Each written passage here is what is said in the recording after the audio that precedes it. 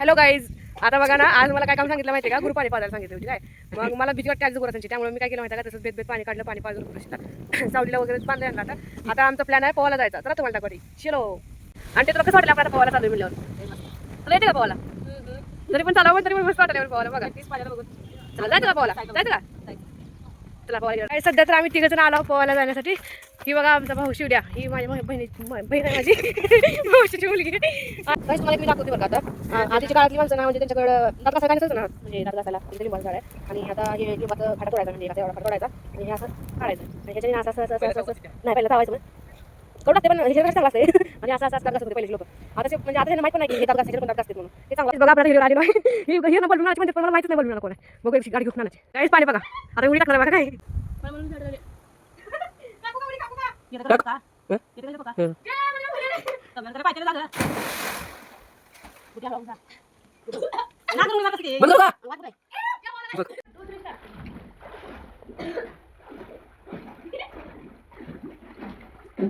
Guys ही ना, ही शिवली आहे. शिवल्याला ही आमचं नाव शिवायला चालली मस्ती बघायची.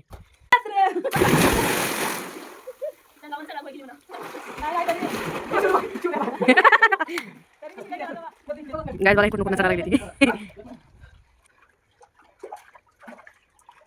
काही शिकावर जात नाही तेवढं आणतंय.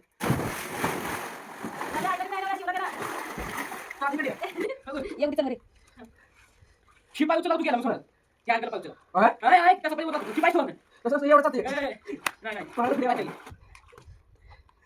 शेई काय ना एवढं वर गावते आता गावते गावलं आता गावलं काय काम खाणे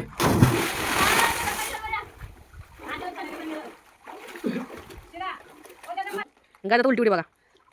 चप लागला चप लागला.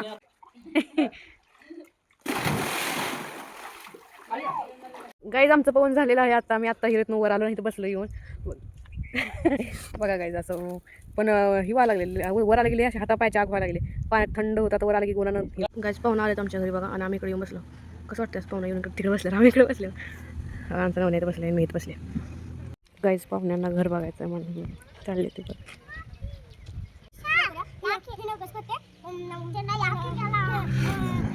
शुभम करते कल्याण म्हणून